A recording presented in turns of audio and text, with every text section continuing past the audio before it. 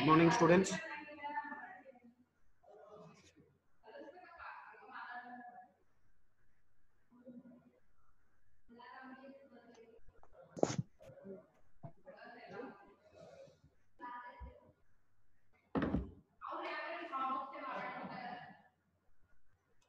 Good morning.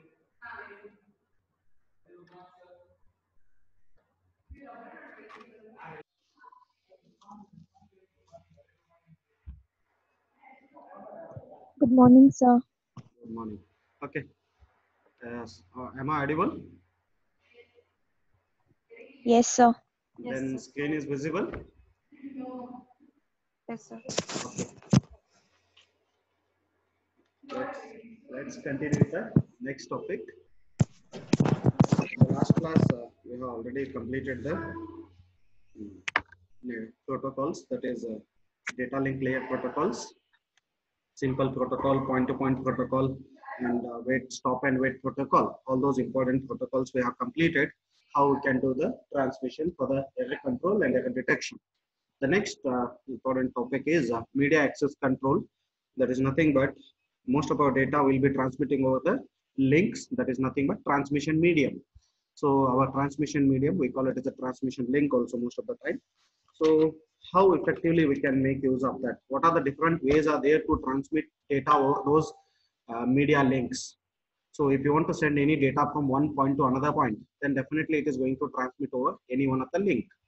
Then what are the different ways are available for us to transmit the data over that particular available link? Whether it can be shared by multiple person or only one person can use. All these questions will be answered by our media access control protocols. So quickly go ahead to the different protocols available for this. We have three strategies. One is a random access protocol, controlled access protocol, channelization protocols.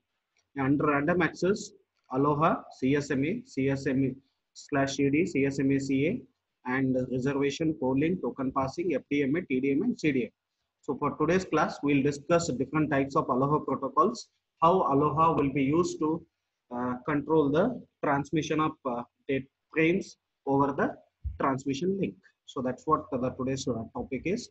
So that Aloha comes under random access protocol. So let's move ahead to the random access protocol. Just quickly go through the definition. In random access or a contention method, no station is superior to another station and none is assigned to control over the another. No station permits or does not permit another station to send. At each instance, a station that has a data to send use a procedure defined by the protocol to make the decision whether to send or not to send. That means if assume that, just observe this particular diagram. Here, how many stations are there? Station 1, station 2, station 3, station 4. There are 4 stations. All these 4 stations are sharing a common link. Even though they are separate lines, don't get confused. All these 4 lines together, it is called as one common link shared by all these 4 stations. So don't think that there are 4 channels. That is nothing but there are no 4 tracks. Only one track is available for all these 4 stations. Means all 4 stations are sharing the same link to transmit the frames over the network. So in that case, when they are sharing the same link, so no station 1 is not superior than station 2, or station 2 is not controlling station 3. None of them don't have any control over any other stations. All are independent. Assume that no station 1 gets some frames, it will transmit without worrying about station 2, station 3, station 4. Now assume that station 3 gets some packets or frames, then he will transmit without worrying about station 1, station 2, station 4. That means all the stations are independent. None of the stations are going to wait for any of them, and no station is controlling any other station. So that is the speciality of our random access protocol. That's why it is called as random access protocol, because all the stations are independent. Whenever they get a data, without thinking any second, without having any second thought, they will transmit the data over the link. They will never think that already link may be busy, it might be used by somebody else. That thinking they will never have. Directly they will send the data over transmission media or a transmission link, because there is only one link available. if no, assume that if all sends at the same time, then some kind of problems will come. We'll see that later. But first, we'll try to understand what is mean by random access protocol. Or a random access is no station is superior to any station. No station is going to control any of the station, and no station is going to permit any of the station. That means all are independent.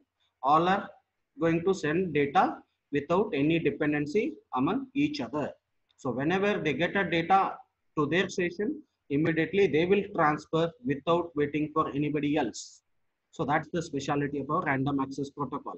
So out of this, under random access protocol, again we have four types of protocols. The first one is Aloha protocol we call. The second one is CSMA, carrier sense multiple access. Then third one is carrier sense multiple access with collision detection, and then carrier sense multiple access with collision avoidance.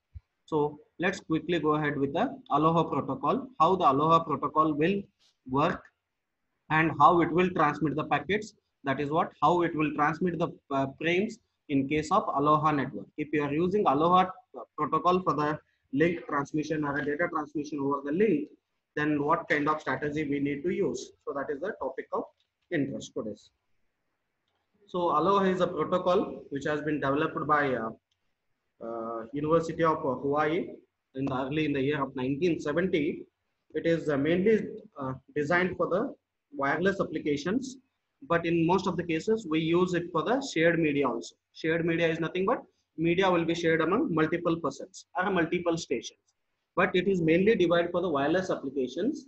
But we are going to use that shared media random access protocols only for the shared medium. So in this our topic, we are going to discuss Aloha protocol for the shared medium, not for the wireless sensor networks or wireless applications. So whenever the media is shared among multiple persons, it is possible to use Aloha protocol for the transmission. So it is developed earlier in the beginning. It has been developed only for the wireless, but we started using for the shared media also. Then why the name? Actually, the early name of the protocol is only Aloha, but it is called as pure Aloha. Means the early version of the Aloha protocol is called as a pure Aloha because later it got modified into slotted Aloha. Whatever the drawbacks were there in Aloha got rectified in slotted Aloha. So that's why the old version of the Aloha, we call it as a pure Aloha. Then later we'll see what are the drawbacks of this pure Aloha. Then we should go to the slotted Aloha. So let's quickly go ahead with the frames in pure Aloha network.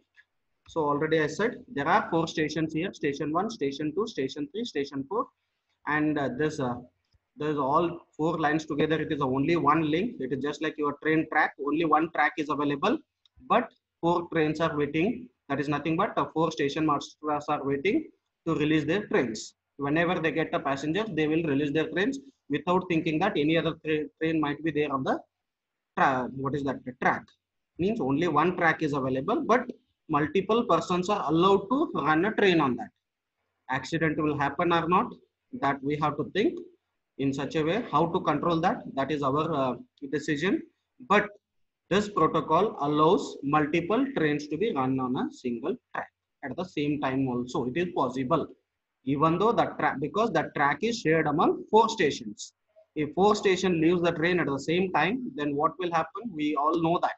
So that is what we call it as a collision. So here also the same thing is happening. Only one track is available. That is nothing but only one link is available. But there are 4 stations. Then if all 4 stations delivers the packet at the same time, then what is going to happen? So just quickly observe this diagram. Station 1, now if you assume this white part as a time first second, at this time frame 1.1 station 1 has transmitted. Station 1 has transmitted frame 1.1.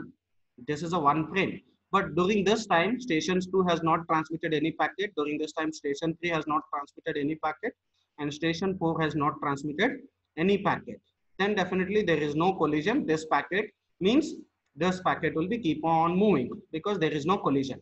Next, at another time second, assume that station 1 has transmitted frame 1.2, station 2 has transmitted frame 2.1, station 3 has transmitted frame 3.1, station 4 has transmitted 4.1, but all are at the same time.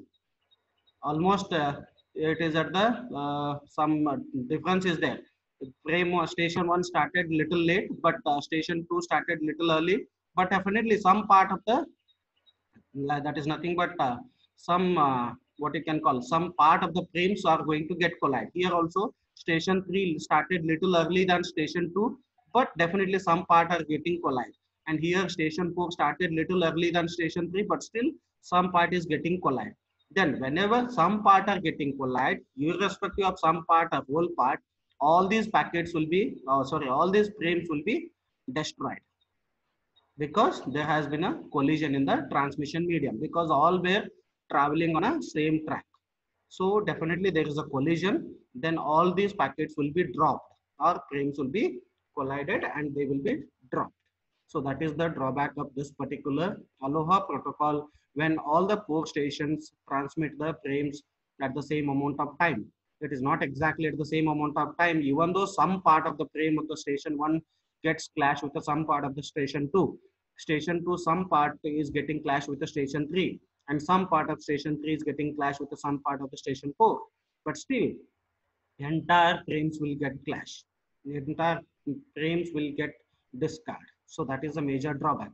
But we need to calculate what is the collision duration in this, exactly when the collision has started.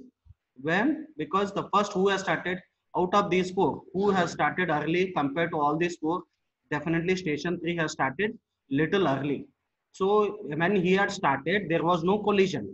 But when the collision has got started, when station 2 started transferring his frame 2.1, then definitely the collision starting time is the station 2 started packet traveling time.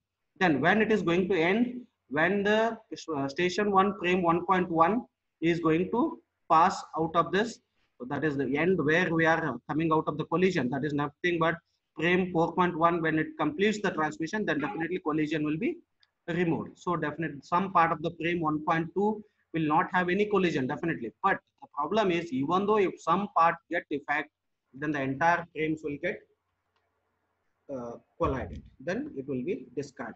But we need to calculate the collision duration. This collision duration is nothing but from where to where your collision was there in the transmission link. It has started when the station 2.1 started its transmission, and it has ended when station 4 frame 4.1 got over. So that means starting time of the collision and end time of the collision you need to calculate. So this duration we call it as a collision time. So that we call it as a collision duration. So that should be calculated in future also, we need that. So how we should calculate is when exactly the collision has started. Even though station 3 started little early, but that time there was no collision. But when stations 2 started sending the packet frames, then the collision started. Means the collision starting duration is when the station 2 packet 2.1 started its transmission. Then when it is going to end, when the station 4 frame 4.1 completes its transmission, the collision is going to end, because that time there are no other collision, only frame 1.2 will be there on the transmission link. So there will be, so starting time is this and ending time is this. So this duration we call it as a collision duration. Next, at the another point of time, station 1 don't have any frames and station 2 has one frame, that is frame 2.2. Then station 3 don't have any frames. Then station 4 is having a frame called as 4.2. Then here in this case, what is the collision starting duration? So when the station 2 started its transmission of the frame 2.2, there was no collision because it has started earlier. But when the collision will start, when the other station 4 also starts sending its own frame, then definitely these two will get clash or get collide. Then the collision duration will start. Then when it will end, when the frame 2.2 gets complete, then it will end. Then at another point of time, station 1 don't have any frames, station 2 don't have any frames, station 3 is having a frame called as 3.2, then station 4 having no frames. Whether this frame is going to get collide, whether this frame is going to have any collision, frame 3.2, no, because no other stations are sending at the same time. Then definitely frame 3.2 will reach the destination safely, because at the same time nobody else is transmitting. It means one track is available, only one train is moving, then no collision. So here also at this particular time, there are 4 tracks, sorry, there are no other trains except the frame 1.1.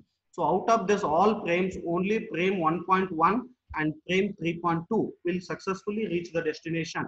All other frames will get collide in between and they will be dropped. So that is a drawback of this particular Aloha protocol, because there will be a lot of collision only because of the, even though some part of the frames are getting collide, but the entire frames will be lost. So that is the major drawback of this Aloha protocol. So the next question is, how does the destination come to know that, sorry, how does the sender comes to know that which packet, which frame has reached the destination successfully and which has got collided in between? To understand that, now assume that station 1 sends the frame 1. So it has already sent frame 1.12 and it has collided and it's been dropped in between. So when it reached the destination after a certain amount of time, actually the acknowledgement should come from the destination. So usually in pure Aloha protocol also, we wait for the acknowledgement. If the acknowledgement doesn't come within a specified time, if the acknowledgement doesn't arrive, in that case, what the station 1 will do, he will think that my frame has occurred with a collision and it might be crashed. So I have to send the frame again. That is the decision the station 1 is going to take. In the same way, station 2, if acknowledgement doesn't come for the 2.1 within a specified time, then what the station 2 thinks, my frame might have occurred with a collision, then I have to send it once again. Then station 3, in the same way it will think, if it doesn't come with any acknowledgement, then it will resend. Then station 4 in the same way. But again here the problem is, now assume that station 1 also thinks that I have to resend, station 2 will think that I have to resend, station 3, station 4. If all 4 resend again at the same time, what will happen? Can anybody tell me?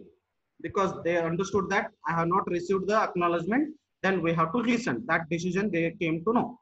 But if all 4 stations again, if they send the frames at the same time, what is the situation is going to happen on the track again?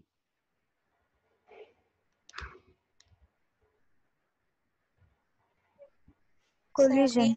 Yes, again the collision is going to happen, because we are not concerned about that. Again 4 stations are sending at the same time, resending also they are doing at the same time. If they do the resending also at the same time, then again the collision will happen. So how we can avoid this? To avoid this, what the author has done is, he made station 1 to wait for some random amount of time. So now assume that at 10:10 he has got an acknowledgement that he didn't get, at 10:10 he was supposed to get an acknowledgement for the frame 1.2. He didn't get that at 10:10. Then he will understand that my frame 1.2 has got clashed. Means I have to resend it. Then station 1 should not send immediately at 10:10 only. He should wait for some random amount of time. Without sending at 10:10 only, he should wait for some random amount of time. That time is not fixed, it is a random amount of time. Then station 2, he's also got some conclusion at 10:10 I was supposed to send the packet. Then because resending has to be done because of the no acknowledgement from frame 2.1.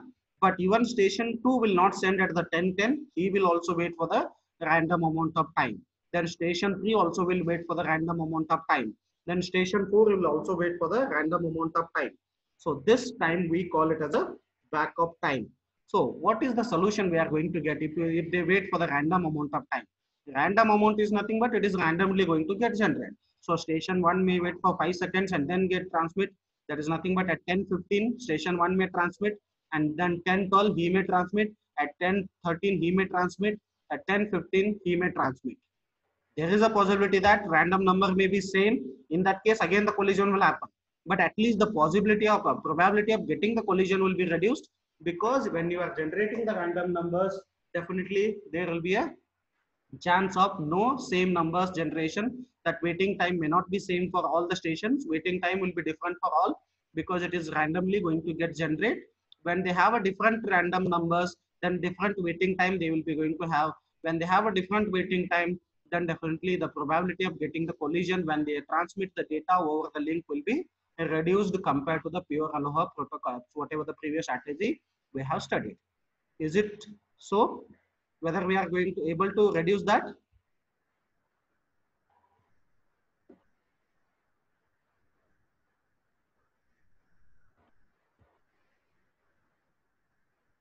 Guys say yes or no.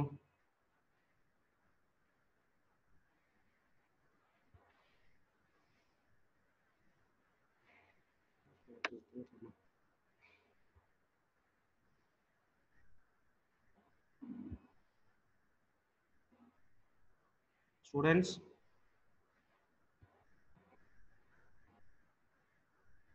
are you there at least? Yes, sir. Okay. You got what you mean by why we are making the stations to wait for the random amount of time? Yes, sir. Because they should not send at the same time again. If they send at the same time, again the collision will happen. So instead of sending at the same time, what we are making? We are making them to wait for the random amount of time before resending the frames over the transmission. If they wait for the random amount of time, then definitely the probability of the collision will be reduced. So that's why we have to wait for the random amount of time before resending the packet. But this random amount of waiting will not be done at the beginning, only while doing the resending. So that should be done while you are resending the packets. So next, this is actual procedure how we can how the pure Aloha will work. So station has a frame to send. Okay. Then K is nothing but number of attempts. In the beginning, number of attempts will be 0. In means in how many attempts we are going to successfully transmit the frames. So in the beginning, number of attempts will be 0. Then when the station gets the frame, then it will send the frame. Then wait for the timeout time. Already I said, after a certain amount of time, the station should get an acknowledgement that whether the packet has reached. If it doesn't get the acknowledgement, that means packet has occurred with a collision. So here it will wait timeout time. That means whatever the timeout duration is there, that much amount of time it will wait. That is usually into 2 into TP. TP is nothing but maximum propagation time. Propagation time is nothing but the time required to reach the destination from source to destination, whatever the distance is there. To reach that destination, whatever the time is required, so that time we call it as a propagation time. So usually how much time they will wait for an acknowledgement? 2 into TP. If 10 seconds is required to reach the destination, then they will wait for the 20 second. If 20 after 20 second, if the acknowledgement is received, yes, then the packet is successfully transmitted. Sorry, frame is successfully transmitted. If the acknowledgement has not come, then what is the scenario? That means packet frame has occurred with a collision. Then what we have to do in that second attempt we have to do, because attempt was earlier 0. Now we have to increase our number of attempts, that is equal to k plus 1. Then that is because we have not received an acknowledgement. Then there we came to a conclusion that frame has not reached the destination. Then definitely we have to try for the second time. Then if you want to try for the second time, the number of attempts should get increased. If number of attempts should get increased, then k equal to k plus 1. Then again you have to check whether k is equal to k max, because there will be always the maximum number of limit will be there for the attempts. For example, 10 times you can try maximum, or 20 times you can try maximum. So that whether you have to check whether k has reached the maximum number. Yes, then you have to abort it. You cannot try further, because if you reach the maximum number of attempts, there is no meaning in continuing further. So if it has not reached the maximum attempt, then what we can do, again choose some random number r between 0 to 2 to the power k minus 1. Already I said, when they came to know that I have to resend the packet frame, then they will not do immediately. They will wait for the random amount of time. So that time we call it is usually between 0 to 2 to the power k minus 1. That is nothing but 2 to the power k random total number of attempts minus 1. So within this range, we will generate some random amount of time, how much they have to wait. Then after that time, so whatever the time you have calculated here, then wait for the TP time, that is R into TP. That is a random amount of waiting time, what you have calculated here into propagation time. What is the time required? If you wait for that much of time, then again you resend the frame. Then again you come back here, then send the frame. Again wait for this much amount of time. Check whether you have received the acknowledgement. Yes, means in the second attempt successfully you are transmitted. If no, again you increase the third attempt, then check whether it has reached the maximum. No, then come back, again choose one more random number for waiting, then wait for that much amount, then again try to send the packet. So this is how our pure Aloha protocol will work. Is it clear? Yes, sir. Yes, sir. Okay. Next, coming to the vulnerable time. That is nothing but what is the vulnerable time for the pure Aloha protocol. So what is the possibility of getting the collision in this case? Means what is the vulnerable time we are going to get? So Now assume that, see this diagram. This is, if you assume that this is a station B, this is station A, this is station C. Means station B is also sending the packet at this particular amount of time. Station C, B, A is sending at this time and C is sending at this particular time. But some part of B is getting collide with some part of A and some part of A is getting collide with some part of C. Then definitely there is going to be a collision. So in order to avoid collision, if I don't want any collision for the this particular frame A, then which packet I don't want to get transmit? This particular B packet I don't want. If this was not there, then I don't had any collision. Assume that this C is also not there. Then we are thinking about only the this P, no.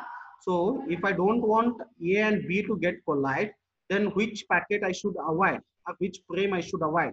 B should be deleted. Means B should not be there on the transmission link, so that A will successfully transmit without any accident. If I transmit B also at this particular time, then definitely some part of this B will get collide with some part of A. So if I remove B, then definitely A will get successfully transmit. So that is nothing but always to have a error-free or a collision-free transmission. Then what is the time required is vulnerable time, that is 2 into TFR. TFR is nothing but transmission time, total transmission time. So in order to have a successful transmission for this particular frame A, whatever the time is required to transmit the frame from this point to this point, plus time required to transmit the packet from this point to this point. Because when you are transmitting this particular packet, so this part also should be free. That is my requirement to transmit A. My requirement for the A is, so when I am transmitting this particular frame, so during this time also nobody else should transmit any frames. Then only I will go without any accident. If anybody else put a frame on this particular link during this time, then I will occur with the accident. So to avoid that, that's why always the vulnerable time is 2 into TFR we call. Otherwise it is actually only TFR. TFR is nothing but this time. So if I don't want to have any accident, then definitely it should be 2 into TFR. That much should be the vulnerable time. So that is a vulnerable time for our pure Aloha protocol. So that if you want to avoid that, then your vulnerable time should be 2 into transmission time. Then in the same way, if you don't want accident for this C, that is 2 into this particular transmission TFR. So always it is a double what the time you need, so that you can avoid the accidents. So that is what we call it as a vulnerable time. Then coming to the formula, in fact in throughput, how better is this pure Aloha protocol, means how much efficiently it will transmit the packets, that is G into e to the power minus 2G. G is nothing but total number of stations involving in this particular transmission is called as G. Then E is our exponential value minus 2 to the power G. So this is a formula which will be used to calculate the throughput of this particular pure Aloha protocol. G, you can take whatever the number of stations he will give, then substitute the values and calculate, then you will get the throughput. The maximum throughput what we can achieve in this pure Aloha is this one, when G is equal to half. That is nothing but only half of the stations are participating, then the maximum throughput what we can get is 0.184. But depending on the number of stations what you are going to include in your transmission, then based on that the value of the throughput will get varied. So this is a throughput calculation for the pure Aloha protocol. Is it clear? Yes, sir. Okay. Yes, Quickly sir. we'll go for the slotted Aloha. Slotted Aloha is nothing but it is an extension of our pure Aloha. Whatever the main problem we had experienced in the pure Aloha, that will be overcome in slotted Aloha. That means even though, just see here this diagram, this particular frame is starting at the is this station 3 starting little early than station 2, but only some part of the station 3 frame is getting collide with some part of the station 2, but still the collision is happening. In case if the station 3 had started in beginning, then there would have been no collision. I would have started this frame 3.1 at the beginning of the time slot only. Then this I would have had the frame here only. Then there was no supposed collision. And this 4.1 I would have started from here. Then station 1.2 I would have started from here. So whenever the time slot is starting from there, if you start, then the collision probability of the collision will be less. So that we'll see with the help of this diagram only. So in this case, in slotted ALOA, we are going to make particular time slot, slot 1, slot 2, slot 3, slot 4, slot 5, slot 6. Here I have divided into 6 slots. And in the slotted ALOA, the condition is all the stations should, if they want to transmit any packet or a frame, they should do it at the beginning of the slot only. They cannot start in between during the slot. Means if they want to transmit a frame, then they should do it at the beginning. They cannot start here in between somewhere. They should start from here only. That is because the slot 1 beginning starts here. So they should start sending from at this particular time. If it is at the 10:10, they should start at 10:10. They assume that no, slot 1 is starting at 10:10 and it is ending at 10:20. So the condition of the slotted ALOA is the station 4, if it wants to transmit any frame, then he should start transmitting the frame at 10:10 only. He should not start at 10:15 in between. So when his slot is getting start, at the same time he should send. He cannot transmit. So in this case, according only frame 1.1 is starting at the beginning of the slot. Then definitely this part collision what we had in the pure ALOA, only some part of the collision was happening, that will be avoided here. That is the advantage of slotted ALOA. If you observe the diagram carefully, some part of 1.1 is not getting collided with 2.1, some part of 2.1 is not getting collided with 3.1. So there we had only the partial collision because of here this frame 2.1 and frame 3.1, only they had partial collision, but still the entire frame we had lost. In this case, that partial collision problem will not be there, because if they are starting at the beginning of the slot, then definitely this particular frame is starting here, means it will end before the slot 2 starts. Then if the station 3 starts, station 2 has started when his slot started, then definitely his slot starting time and his slot ending time will not get collide. So that is the advantage if you use a slotted ALOA protocol, that partial collision will not be there in case of slotted ALOA. So that can be avoided. In fact, the collision is there here also, because 2.1 and 3.1 both are getting transmitted at the same time, then definitely these two frames will get collide and they will get dropped. But the partial collision has been avoided in such a way that each station should start sending at the beginning and they should end before the slot ends. Then definitely they will not get partial collision with any of the other stations. Say here. So in the same way, frame 1.2 and this also will get fail, and this frame 2.2 will not get fail because it is only one at this particular slot. Then successfully it will get transmit, and this particular slot only frame 4.2 is there. Definitely it will get successfully transmit. Frame 3.2 only one is there, so it will get transmit. But these two will get, this 2.1, 3.2 will get collide and they will fail. 1.2 and 4.2 will get collide and they will fail. But frame 1.2 will get pass.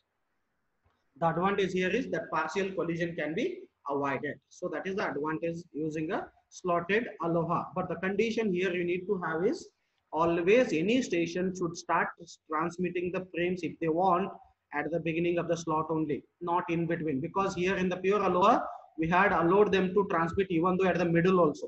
That's why this person is transmit, station 3 is transmitting at the middle, even though his slot is starting here, but he is transmitting at the middle. So this is not allowed in a slotted ALOA. So that's why this partial collision can be avoided. Understood how the partial collision can be avoided? Yes, sir. Okay, so that is the advantage of a slotted ALOA. So that's why the throughput is got little improved in case of slotted ALOA. That is S equal to G into e to the power minus G it is. There it was 2G, here it is G. Definitely the some part of efficiency is there compared to the pure ALOA protocol. Then vulnerable time, already I said. So if I want to transmit successfully A, then I don't want, in previous case, I was not willing to have a B on the same time. But in this case, if I want to transmit this A successfully, it's okay. Even if we transmit B in this particular time, because the part of B is not getting clashed with part of A, then definitely the vulnerable time here, it is not double. So whatever the time is required for me to transmit this frame A, that is sufficient. So that's why in this case, vulnerable time is only TFR. There it was 2 into TFR, because we were thinking that my some part will get clashed with the another frame some part. so that some part clashing is not there in this case. So that's why the vulnerable time also is going to be only TFR. In the previous case, it was 2 into TFR because we were worrying whether the part of the B frame may get clashed with part of the A. So that partial clashing is not there in this case. Then definitely the vulnerable time is going to be TFR. It is not going to be 2 into TFR. So this is another advantage of using a slotted Aloha protocol. Is it clear? Yes, sir. Yes, sir. This completes the Aloha protocol. There are two types of Aloha. One is pure Aloha and the one is slotted Aloha. Pure Aloha randomly transmit and waits for the acknowledgement. If the acknowledgement doesn't come within a specified time, it has to resend. But it cannot, if it send again at the same time, if all stations send at the resending at the same time, then again the collision will occur. To avoid that, what we have made all the stations to wait for the random amount of time so that collision can be avoided. Probability of getting the collision can be reduced. That is the pure Aloha protocol. Then in case of slotted Aloha, we have divided our time slots into multiple slots. The condition in slotted Aloha is each station, if they want to transmit any frames, they should do it at the beginning only. They should not start transmitting the frames in between the slot. It should happen at the beginning. So if you do so, then the partial collision will not be there. So only the complete frame collision will be there in case of slotted Aloha. Partial collision can be avoided, but still complete frame collision will be there, because at the same time, if two stations are sending in the same slot, then definitely collision will be there here in